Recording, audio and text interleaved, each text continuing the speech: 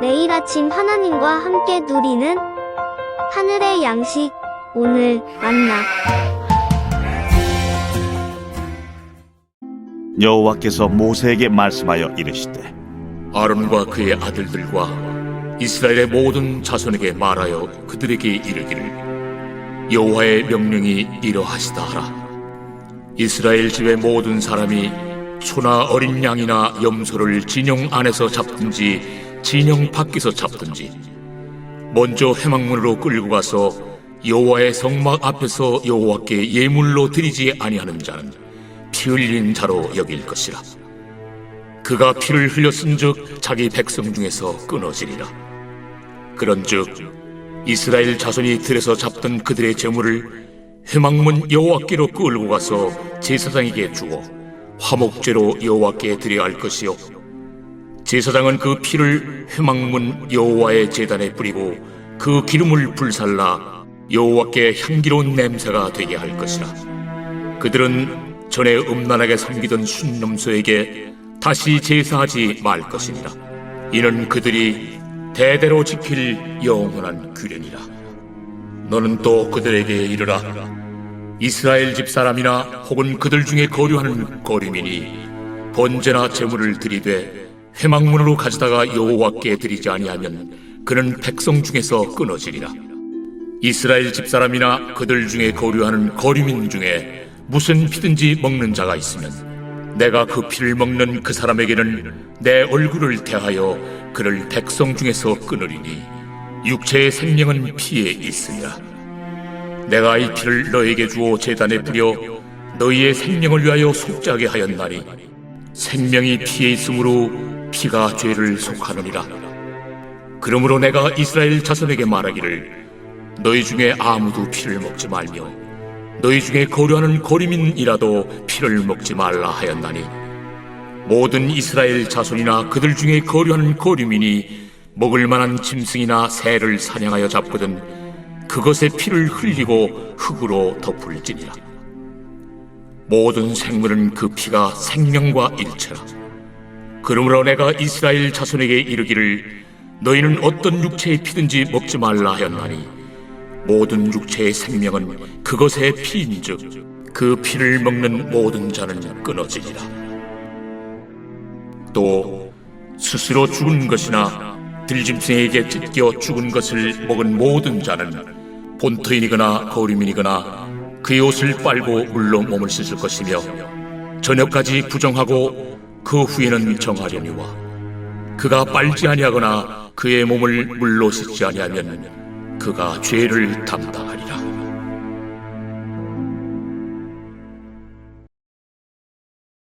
오늘 우리가 함께 읽은 본문의 말씀은 소나 양이나 염소를 잡는 이야기로 시작하고 있습니다. 먼저 3절 말씀을 보면 그 짐승을 잡되 그 짐승을 잡는 곳이 어디였습니까?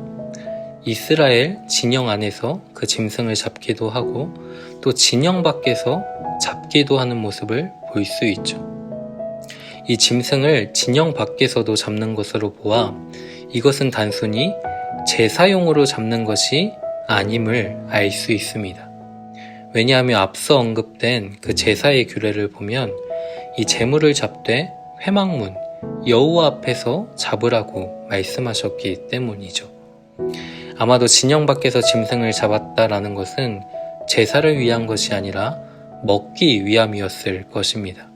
10절과 12절, 또 14절과 15절을 보면 생축을 먹는 경우에 대해 하나님은 말씀하고 계시고, 또 13절 말씀을 보면 먹을 수 있는 짐승이나 새를 사냥하여 잡은 경우에 대해 말씀하고 있기 때문이죠. 다시 말해 레위기 17장은 제사의 문제를 다루는 것이 아니라 짐승을 먹는 경우를 다루고 있습니다. 그런데 3절에서 5절 말씀을 보면 이 소나 양이나 염소를 진영 안에서 잡았든지 아니면 진영 밖에서 잡았든지 그것을 먼저 회막문으로 가져와 여호와께 제물로 드리라고 말씀하고 있죠. 만약 그렇게 하지 않으면 자기 백성 중에서 끊어지게 될 것이다 라고 말씀하고 있습니다. 그러면 하나님은 왜 짐승을 잡되 그것을 회막문으로 가져와 하나님께 제물로 먼저 드리라고 말씀하셨을까요? 그 이유는 7절입니다. 그들은 전에 음란하게 섬기던 순념소에게 다시 제사하지 말 것이니라. 이는 그들이 대대로 지킬 영원한 규례니라. 무엇을 말씀하고 있습니까? 백성들로 하여금 전에 섬기던 우상에게로 돌아가지 않도록 하기 위해 그 제물을 잡되 그것을 먼저 회막문 여호와 앞으로 가지고 나와 그것을 하나님께 제물로 드리라고 말씀하고 있는 것이죠. 그런데 짐승을 잡아먹는 것과 또 이 우상을 섬기는 것이 무슨 연관이 있기에 이렇게 말씀하고 계시는 걸까요? 출애굽기 32장을 보면 출애굽한 이스라엘 백성들이 시내산에서 이 지도자 모세가 내려오지 않자 금을 모아 송아지 형상을 만들어 그것을 신으로 섬긴 일이 기록되어 있습니다. 그들은 금송아지를 만들어 놓고 그것이 우리를 애굽 땅에서 인도하여 낸 우리의 신이라고 믿었죠. 그 앞에서 제단을 쌓아 번제와 화목제를 드리고 거기에 앉아서 먹고 마시며 일어나 뛰놀며 춤추고 노래하였음을 볼 수 있습니다. 이스라엘 백성들은 먹고 마시며 또 춤추고 노래하기 위해 짐승을 잡기도 했지만 이 도축한 고기의 일부를 떼어 영적으로 음란하게 섬기던 순념소에게 제사하기도 한 것이죠. 짐승을 잡아 먹고 마시고 춤추며 노래하는 기쁨이 육신의 정욕에 만족을 주었던 그 영적인 음란함으로 이어질 수 있음을 하나님은 알고 계셨던 것입니다. 그들이 짐승을 잡아 그것을 먹고 마시고 춤추며 노래하는 것이 죄이기 때문에 그것을 금하신 것이 아니라 분별 없는 삶을 통해 언제든 영적 음란함에 빠질 충분한 가능성이 우리에게 있음을 하나님은 경고하셨던 것이죠. 그렇게 짐승을 잡되 그것을 먼저 회막문으로 가져와 여호와께 제물로 드리라고 말씀하는 것입니다. 피와 기름을 여호와 앞에 화목제물로 드리라고 말씀하고 있는 것이죠. 이를 통해 하나님은 우리가 세상의 풍조를 먹고 사는 자들이 아니라 또 세상의 풍조를 따라 살아가는 자들이 아니라 하나님의 생명을 먹고 또 하나님의 생명으로 살아가는 존재임을 가르쳐 주시는 것입니다. 분별 없이 세상의 풍조를 먹고 마시며 행동하는 자가 되지 않도록 하나님 앞으로 제물을 가지고 나와 그것을 먼저 하나님께 드렸던 이 이스라엘 백성들처럼 우리도 코람대오 하나님 앞에서 살아가야 함을 가르쳐 주시는 것이죠. 바울은 고린도 교회를 향해 너희가 먹든지 마시든지 무엇을 하든지 다 하나님의 영광을 위하여 하라고 말씀하고 있습니다.